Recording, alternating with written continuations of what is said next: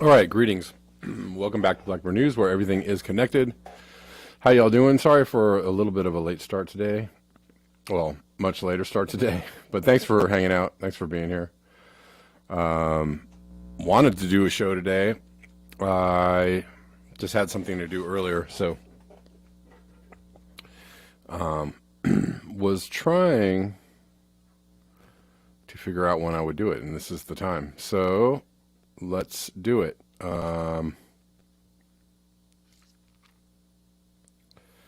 Not going to be a super long show. Just going to try and go through a couple of stories here.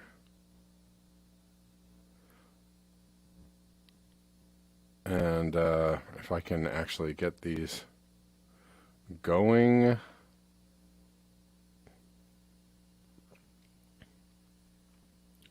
Sometime soon.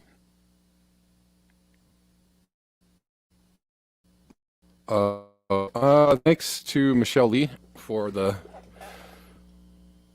donation to the channel. I appreciate it. Thank you so much. I got that.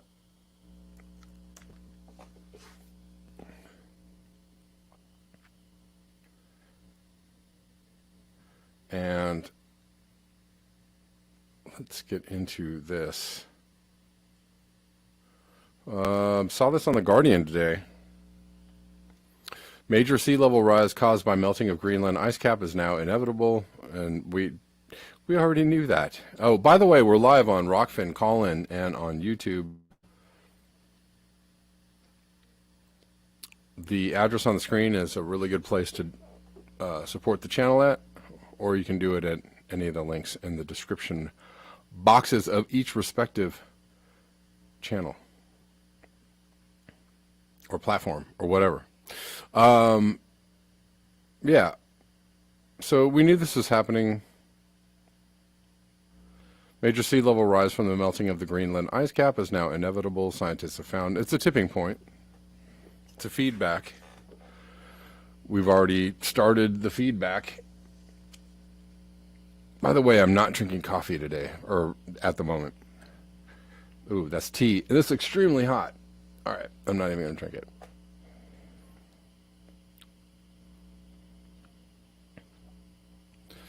Major sea level rise from the melting of the Greenland ice cap is now inevitable, even if fossil fuel burning that is driving the climate crisis were to end overnight. And most likely would probably get worse, right?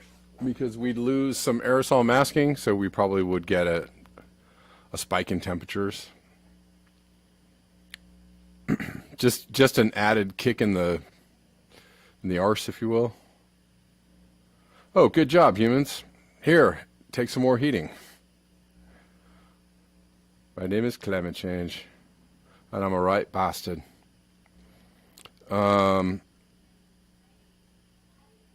Previous studies have used computer models of ice cap behavior to estimate future losses, but the physical processes are complex, and this leads to significant uncertainties in the results.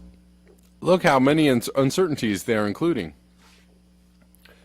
There's all these scientific uncertainties, and why do I bring this up? Because that's how science works.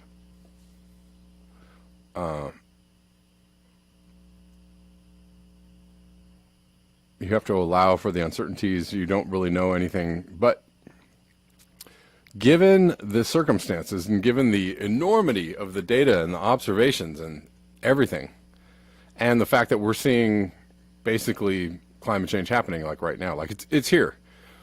It's funny because a lot of the climate naysayers are like, well, they told it was coming. They told us it was coming for 50 years. Where is it?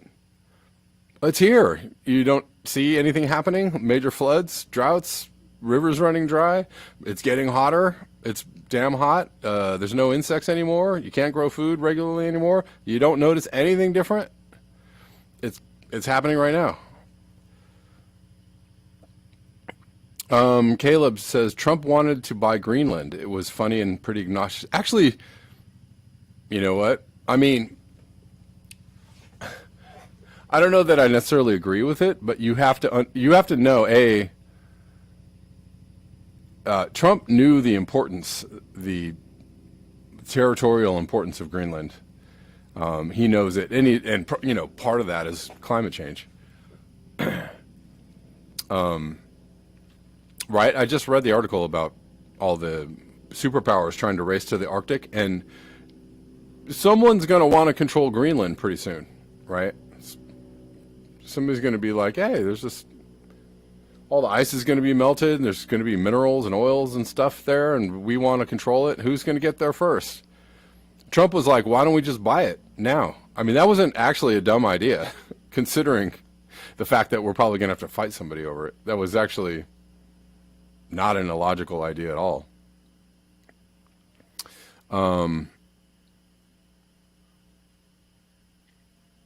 Prescient, even, on Trump's part.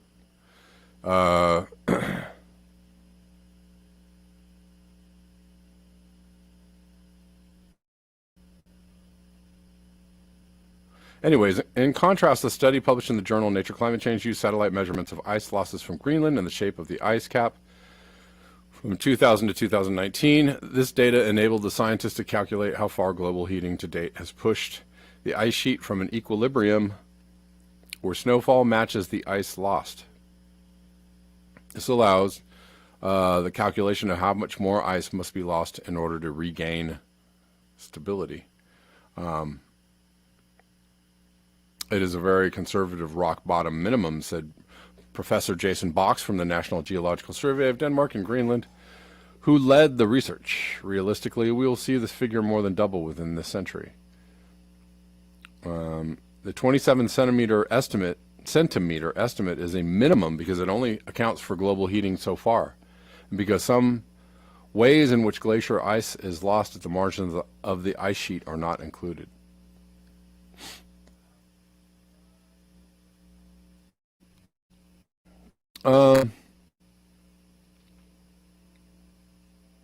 Anyways, the sea levels are rising, and it's something that people are actually observing in real time. So it's actually happening. Things are going underwater. Things that used to be above water are now no longer above water.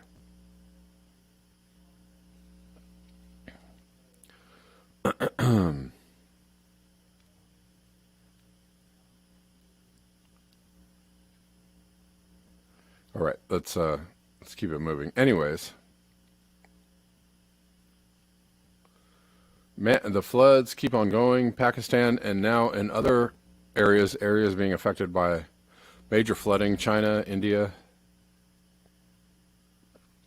But we'll start with Pakistan. 1/3 of the country. No, you don't. 1/3 of the country is underwater. 1/3 of Pakistan has been completely submerged by historic flooding, its climate minister says. Devastating flash floods have washed away roads, homes, and crops, leaving a trail of deadly havoc across Pakistan. It's all one big ocean. There's no dry land to pump the water out, Sherry Riemann said, calling it a crisis of unimaginable proportions. At least 1,136 people have died since the monsoon season began in June.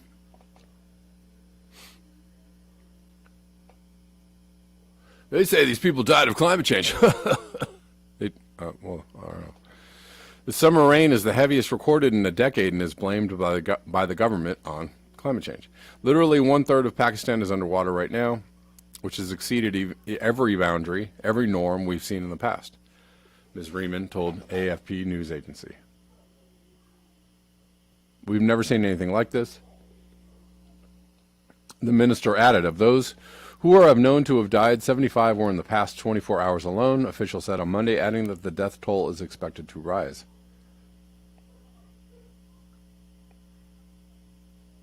Speaking to the BBC, Pakistan's Foreign Minister Bilawal Bhutto Zardari said 1/3 of those killed are believed to be children.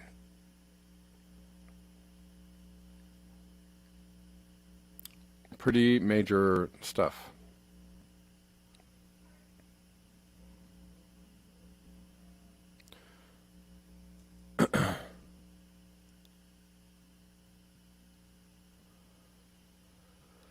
Also happening in China.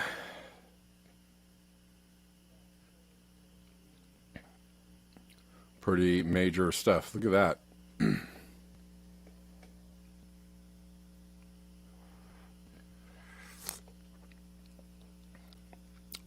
Oh my gosh. Sorry for the ASMR.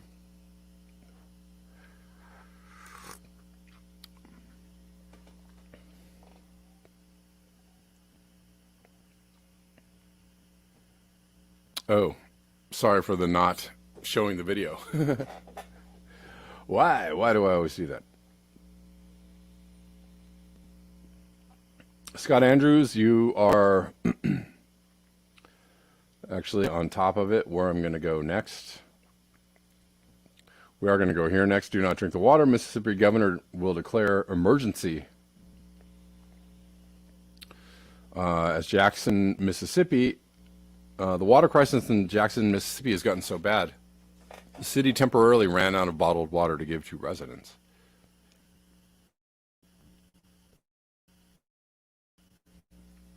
Wait, didn't this happen last year? This exact thing happened last year in Jackson, Mississippi, because of flooding, right?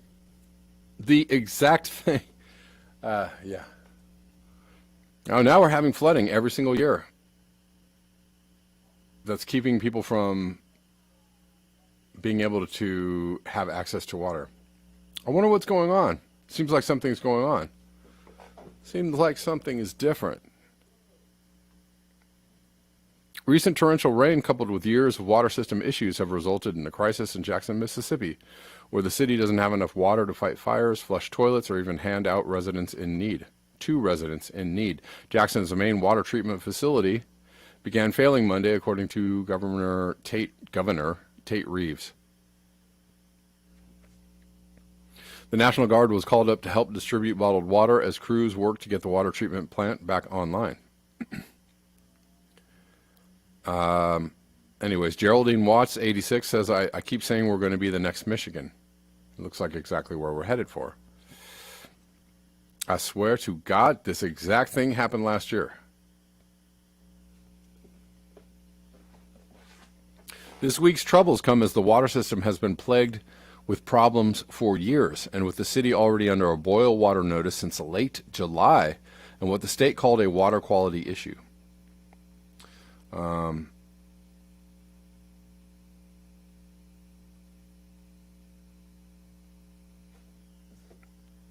It looks like the flooding of the Pearl River has also affected the water system there in Jackson, Mississippi.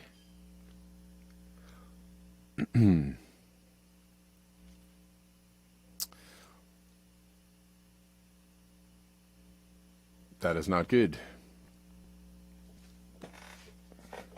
Scott Andrews says Nestle will give you drinking water for a price. And Russ Taylor says, don't worry about the plastic waste. Right, as things unravel, that's, you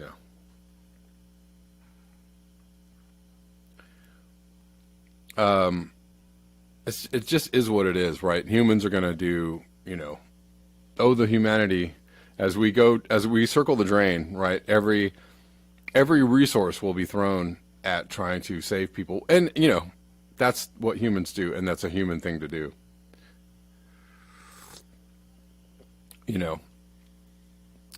But that's what will happen, right? Every single resource will be completely annihilated in order to save every last person as we go down, and and everyone goes down anyways, right? That's how it's going to go down. We are just going to absolutely strip the planet bare in the last throes of civilization. I know it sounds horrible. That's a horrible thing to think about. And you might think it's a horrible thing to say, but it's the truth. Sorry to tell you that. It's the truth. And the U.S. military is currently trying to procure and, secure every last resource for the humans of the U.S., and every other major power is going to do the same. Secure every last resource, all the last resources of the planet. We're going to try and,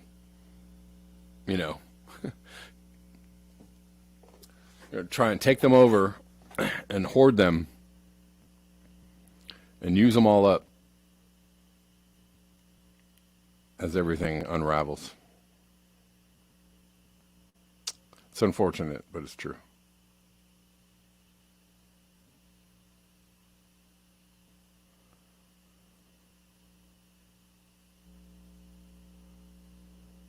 Russ Taylor says, "Don't worry, we're spending billions going to the moon again." That it's an interesting story. I actually was looking at that. I won't talk about that now because I won't talk about that now because it's a whole other can of worms. But I probably will talk about it tomorrow. The moon, the moon trip. Like what? Oh, we're going to the moon. We're gonna what? I was kind of baffled by it. I was like, we're going to the moon? What? What? I know it's to test out a particular, navigation, space navigation system, but it still is like, oh, really? Okay. We didn't really care about the moon for a little while. Anyways, it's a rabbit hole.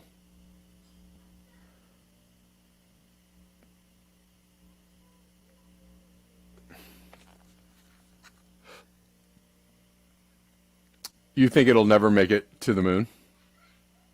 Scott Andrews? That'll be interesting. I'm intrigued. I am super intrigued by this moon thing. Okay, I just said I was going to stop talking about it. But I am incredibly intrigued by this moon story. It's got a lot of layers, to me. But anyways, we'll keep going.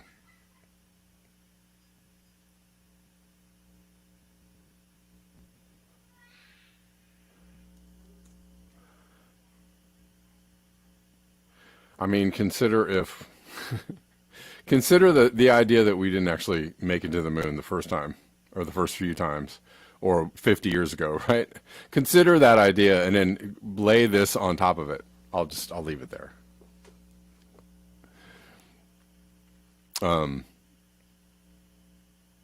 There's that.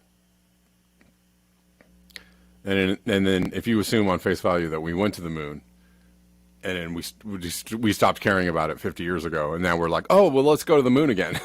Like, okay. So we didn't care about it for 50 years. We were just kind of like, it'll be there. We'll come back to it. We've got other things to do.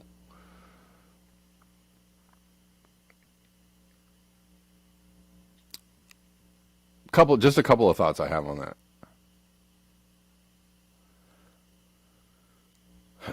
From Elliot Jacobson, I feel like I'm having a hallucination or something. GFS is predicting temperatures over 100 Fahrenheit or 38 C in southwest Saskatchewan and southeast Alberta for this Thursday. This is crazy hot. Some areas 20 C plus 36 Fahrenheit over average. Right. It's not really supposed to get this hot up there. Up there in Canada.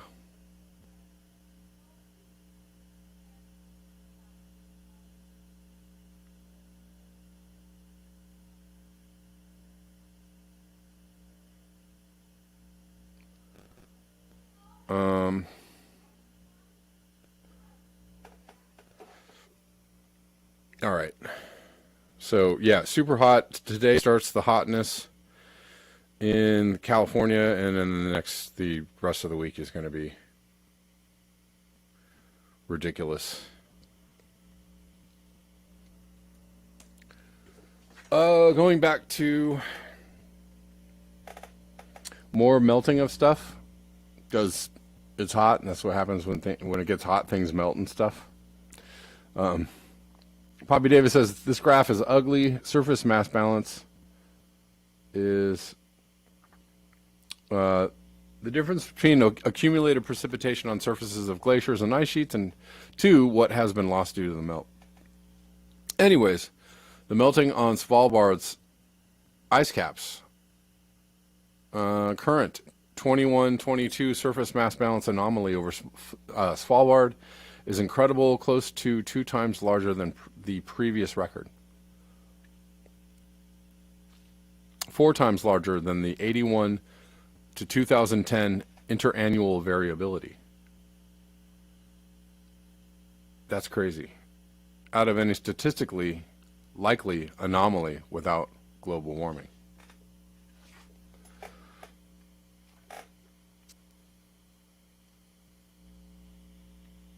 Oh, and somebody's talking about, but the poles are shifting. Well, maybe, sure. Is that causing climate change, or is climate change causing that?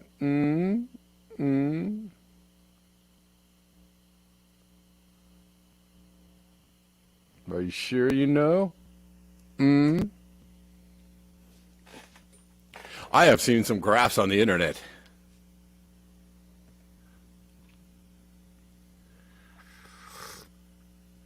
That's how I know things. Sorry, I must drink this tea. It's delicious. Ginger tea.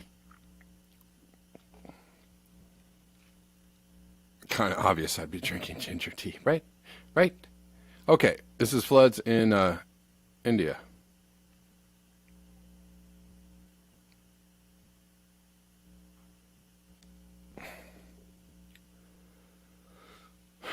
It's pretty massive, bro.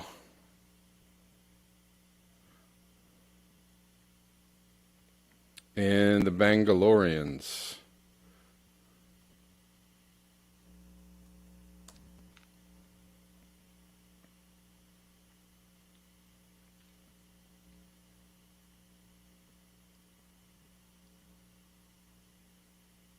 Whoop. Whoop. Bangaloreans. Remember them from the 80s?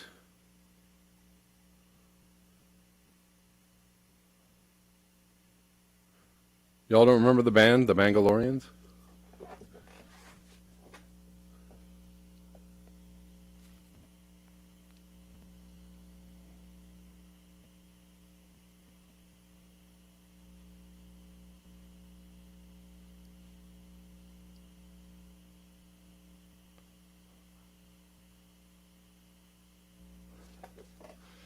Scott Andrews says, I checked several locations on the weather app. Every place I checked was well above normal temps for at least the next week.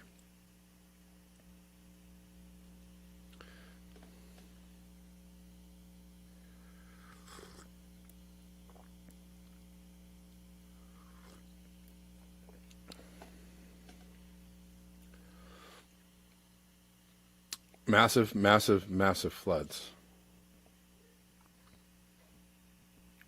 Whatever could be happening.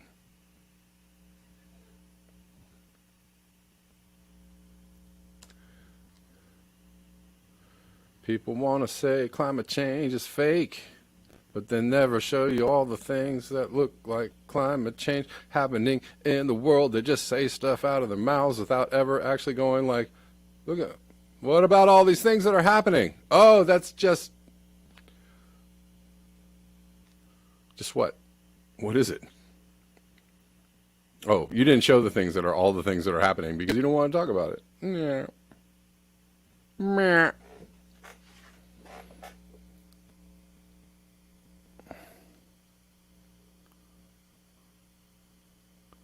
Must be fake then if it's not even happening.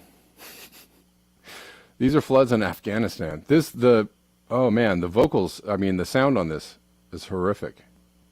I don't even know if I want to get the sound on this, but it is really...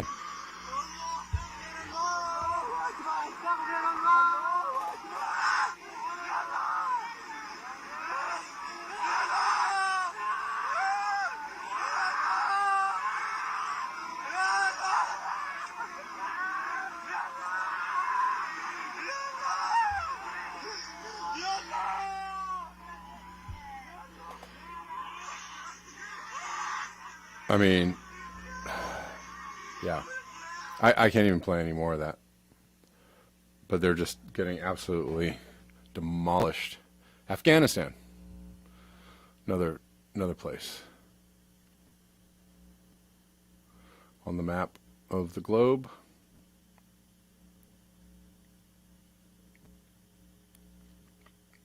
People say climate change is fake, but then don't want to even talk about the obvious things that are happening all around the world. Well,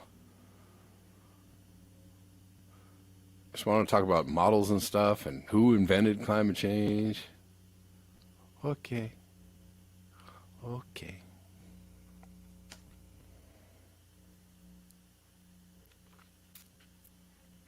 All right, we're going to move on to another story. I'm going to kind of wrap up the show soon. It's going to be a short one, but this is, Iraq is unraveling. It's been unraveling for a little while. Actually, this has been going on for quite a while. A few years, I think.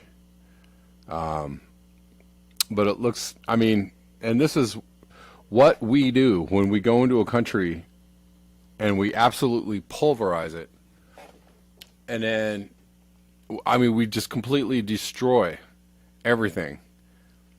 And then we get out of there and then we just leave this huge vacuum. And then you have, people selling slaves in Libya and stuff like that. And then you have, probably chaos in Afghanistan, right? As you pull out after 20 years and you just leave this big gaping hole of like, I don't know, I guess you guys just go for it.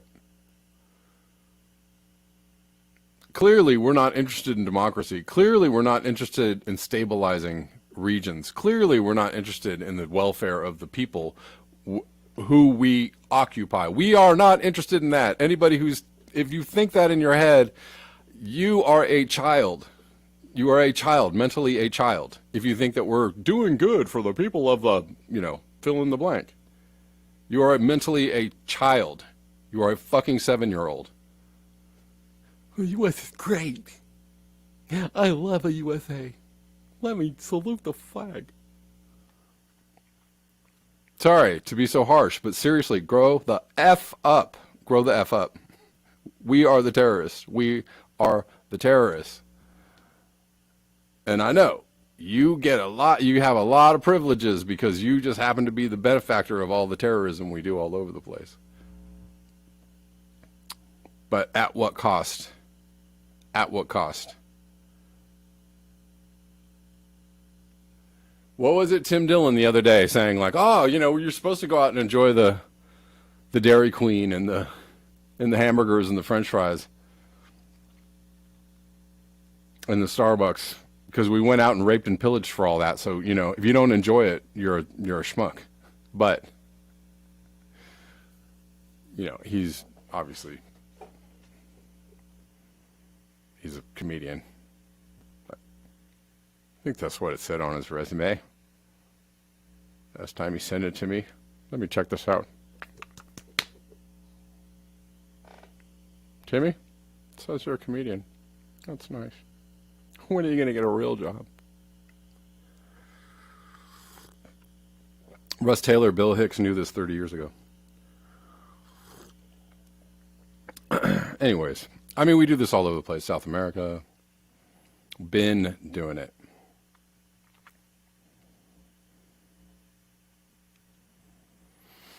I'm sure there are people that are not part of the military-industrial complex that actually care about people in other countries and they're actually trying to help them. I'm sure that happens. I'm positive it happens. In fact, I know that it happens. But just most of the time, our whatever our military escapades are trying to. What are we doing to Ukraine? We're trying to steal all their stuff. Under the guise of helping them deflect Russia in our little proxy war with Russia.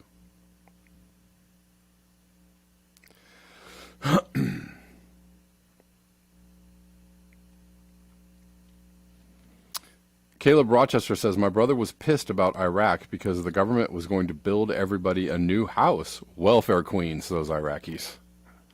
I know. And how dare they try to help their people like that? Well, what do you call that? What are they, commies? What are they, pinkos? How dare they try to help the citizens of their country? The way, Madeira does, you know, or the way that other leaders do, the way that Assad does, right? How dare they try to help the people of their country? Doing stuff for them, giving them things. You know, they have state health care in Russia for people. You know that, right? Do you know that? You should know that. They do. But the Russians are the ones that don't have anything, according to, the smart people. Sorry, I get a little bit angry once in a while when I see what we do to countries. And now Iraq is, falling apart. Iraq orders nationwide curfew after protesters storm government palace. Muqtada al-Sadr, an influential Shiite cleric, announced on Monday that he would resign from Iraqi politics, prompting hundreds of his followers into the streets in Baghdad, where they breached barriers guarding the Green Zone, the site of parliament, and other Iraqi government offices. More than 10 protesters were killed, and over 100 were injured by Iraqi security forces who opened fire on them. Good times. New York Times reported Iraq's military announced a nationwide curfew, and the caretaker premier suspended cabinet sessions in response to the violence, according to the Associated Press.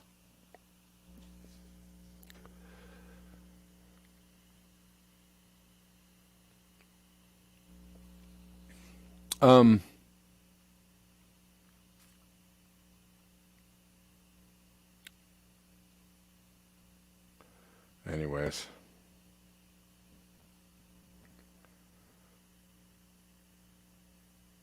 Not that Saddam was a great guy, but you know that Saddam was our guy. We sure liked that guy for a long time. And then we didn't. And then we didn't like him, and then we left him there for like 10 more years because we kind of still needed him in place. It was a good run from the 90s all the way through.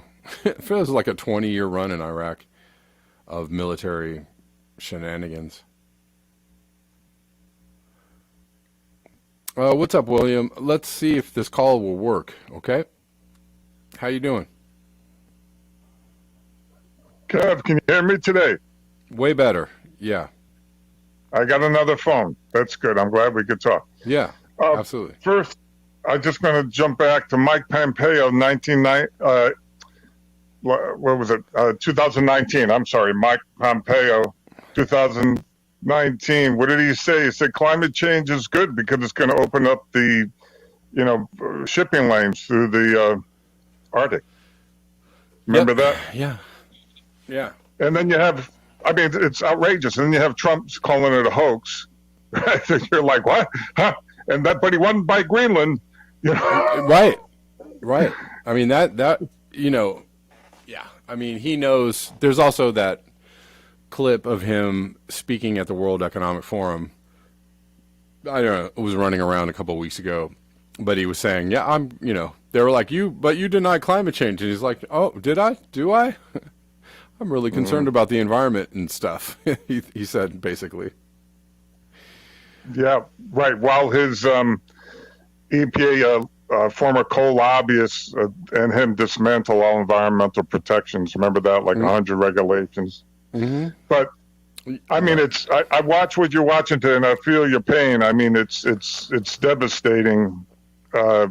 Breaks my heart, and I don't know what I can say about that other than it was predicted for decades and decades, and due to greed, right, nothing was done. But right, and here we are. And, right. I think they're all. I think they're all showing very obviously that they know that climate change is a thing, but they know they're not going to stop it. Yeah.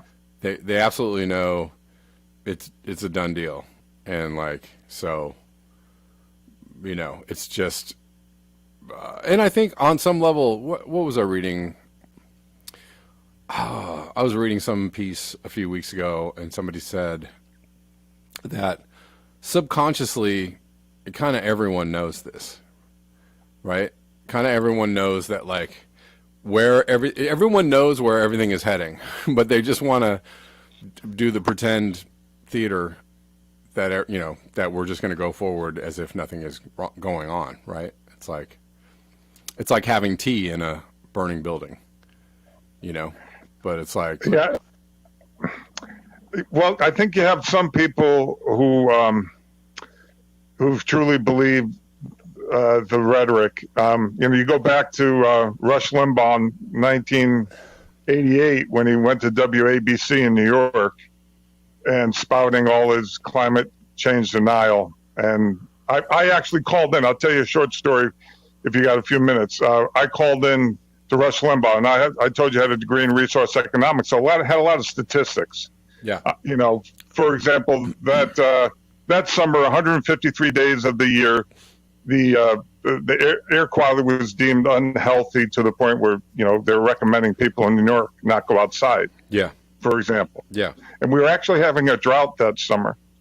And so I started quoting some statistics about, don't forget back then there were a lot of carburetor engines on the Sure. road and, right, big gas guzzlers. And so I quoted some statistics about just simple things like keeping your car tuned, because of course it was 100,000 miles between tune-ups back then, like it is today with the fuel injected with the new spark plugs. So put air in the tires, and they started coming out with these shower heads that had the diverter valves on them, where you could soap up like you're in the military, shut the, wet yourself down, shut the shower head off, blah, blah, blah, blah, blah. And so he started saying things like, well, who's quoting all these EPA statistics? A bunch of liberals.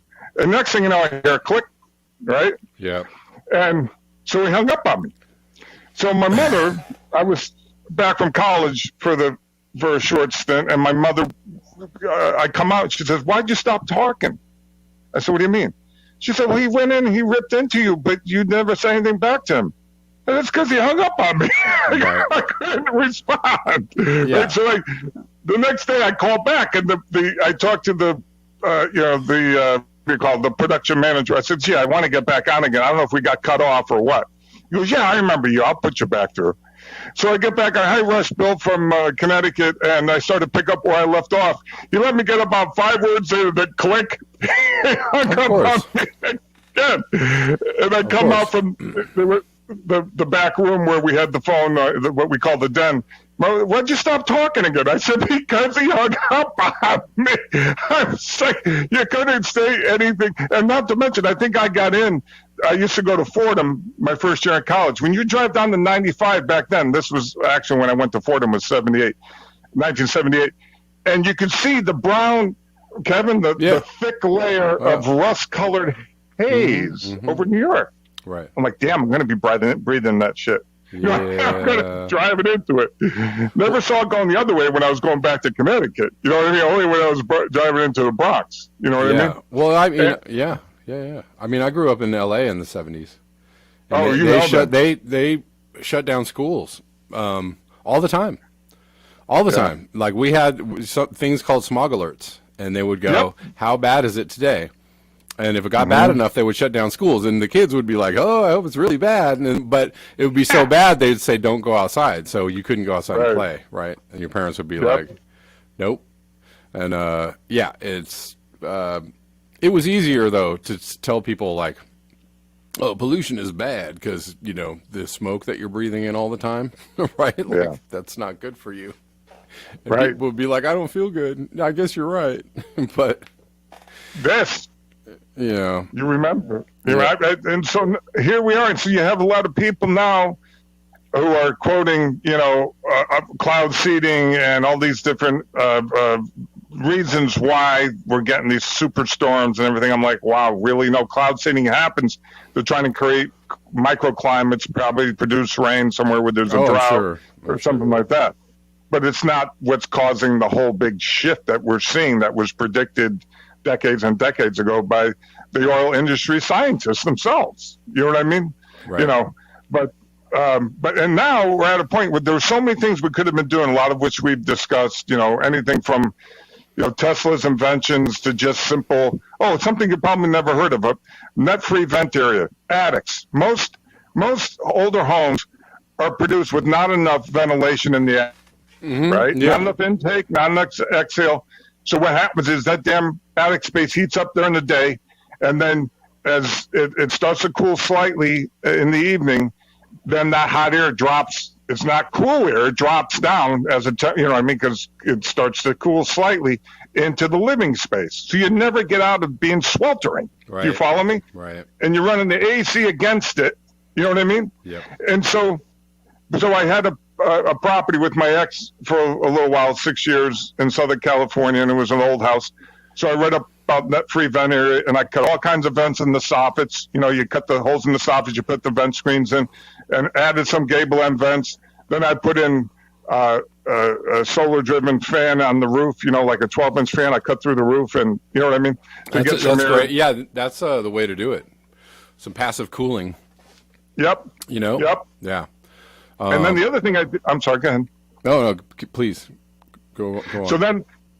So we lived in Escondido, which 2,000-foot elevation up Lake Wolford Road, up a dirt road on the property. So what happened there, it can get to 115 during the day, not often, but, for a couple weeks in the summer, it would get hot, 100, 110, 115. Yeah. It's kind of like high desert once you get to that elevation. But then it would cool off dramatically at night, down to, like, it could drop 30 to 40 degrees, but the problem was, once I put in the attic venting, it was a huge change. Then I put in the ceiling vent fan that I had to box it in because it was bigger than the space of the 16 on center. So I had to box it in, cut out a rafter, box it in, and so it would suck the air out. This thing was like 24 inches in diameter, best of my recollection. Do you follow me? Mm-hmm. And it was inserted into the ceiling, and so we'd open up all the windows. We turn that ceiling fan, to pull air through the windows. It'd pull all that cool air through the windows, cool off the whole living space. And because I had the venting in the attic, it would force all the hot air out. Do you follow what I'm saying? Because it was directly into the attic through the ceiling. And so, man, after that, it was like, we never ran the AC after that at night. Never had to. Do you see what I'm saying? Great idea. Yeah, that's good. Those are practical solutions, though, and houses used to be built for that kind of stuff, right? Like, especially houses in the South, right? They were all built with this natural passive cooling in mind. They all had, windows at the top of the walls that would open out, right? So all the warm air would escape out towards the top. That's right. And that they had those things were built into the homes, and now they build homes in the South as just as death boxes, right? So they're just tight. All the windows are just super tight. Tight fitting, and they're built. They never open. Nobody ever opens their windows, and they just run the AC all day long, right? And it's just like, well, whenever that AC goes out, good luck. Good luck with that one. And we're heading. I'm sorry, go ahead. Oh, yeah. I got to take off pretty soon, but what were you going to say? Okay. Well, the other thing is, you remember shutters, right? Like when I grew up, we had shutters in the house in New England, but they were for decorative. But shutters originally meant to close exterior shutters to block the sun, so that way you stop that from beating in the radiant heating. Do you follow what I'm saying? To protect the windows and such. Yep. And then the other thing is, awnings that could be retractable. Do you follow me? So that the awning covers the window when the angle of the sun is such that it would heat the house and you don't want it to. Yep. And then you could retract them. There's so many things that they didn't educate people on intentionally, it seems. I can't understand why else. Do you see what I'm saying? Including also homes were built with very heavy curtains, right? Like blackout curtains that would keep, people have these up in their house that would keep the heat out, right? And also the heat in if you're in the winter. Anyways, well, thank you, William, for calling in. Very interesting points you brought up. Thank you so much. Good. Man, I can hear you. I can hear you now, so that's good too. All right, I'll look forward to touching base again. Thanks, Kev. All right, brother. Peace. Right. You too, bye.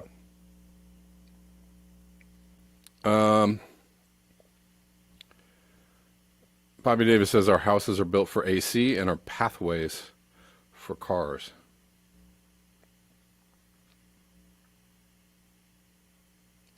Wendy DeLeese says one guy supposedly set up a fan hooked up to a thermostat that made air go from the house interior into the attic whenever the attic got up to the thermostat temperature. Interesting. Yeah, very interesting.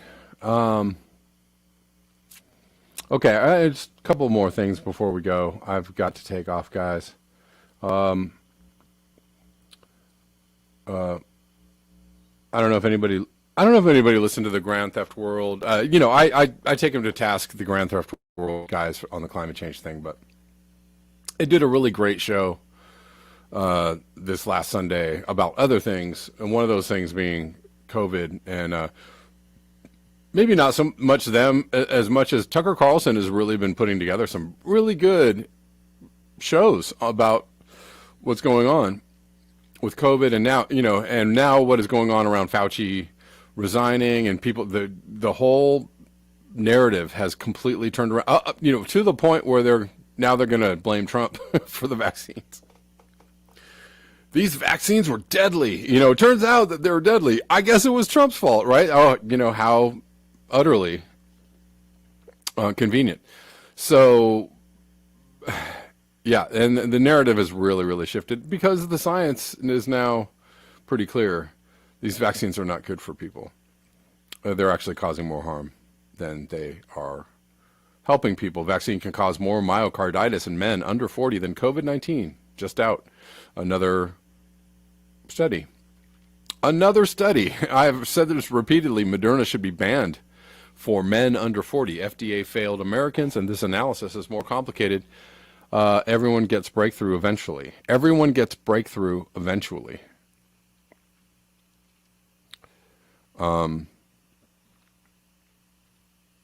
Anyways, you have to add myocarditis rates post-COVID-19 among people with one dose to D1 vaccine-induced right.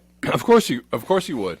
You can't blame it on COVID-19, myocarditis on COVID-19 if you have a vaccine already. Are you sure it's from the COVID-19? Induced myocarditis rates for total myocarditis from one dose plus breakthrough. COVID myocarditis rates to D1, D2 vax rates for total myocarditis rates if you get 2 doses, etc. And if you also consider all complications post-breakthrough, which may vary based on 0, 1, 2, or 3 doses. He says, Moderna looks awful, as I have cautioned, clearly bad. So, all this is coming out. Anyways, here, boys 16 to 24 are going to face the worst balance. Public health, CDC, and FDA failed these boys by ignoring a safety signal. Author needs more bins. These vaccines are hurting children. They're hurting a lot of people, not just children. They're hurting so many. They should actually all be pulled immediately. And, perhaps there should be, lawsuits or indictments considered against people who push these things, knowingly pushing things that were untested, and even showing that they were dangerous in trials, right? It's good news on some levels that this narrative has had a complete breakdown and a shift, a 180-degree shift. That's good. The bad thing is a lot of people got vaccinated, and a lot of people are still in line to get hurt, and that's bad. That is bad. It makes me livid, and also sad. All right, that's all I have for you today. Thank you so much, guys. I appreciate your eyes, your ears, and your conscience. Thank you so much for hanging out with me every day on YouTube, Rockfin, and on Callin. I'll see you all tomorrow at the regular time of 12 p.m. Pacific Daylight Time. And until next time, peace.